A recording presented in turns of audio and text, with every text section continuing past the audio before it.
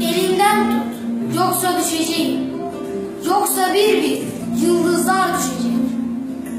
Eğer şairsen, beni tanırsan, yağmurdan korktuğumu bilirsen, gözlerim aklına gelirse, elimden tut, yoksa düşeceğim. Yoksa bir yıldızlar düşecek.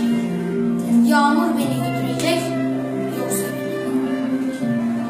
Geceleri bir çırpıntı duyarsam, telaş telaş yağmurdan kaçıyorum. Sarayburnu'ndan geçiyorum. Akşamsa, Eylülse, ıslanmışsam, beni görsen belki anlayamazsın. İçlenir, gizli gizli ağlarsın.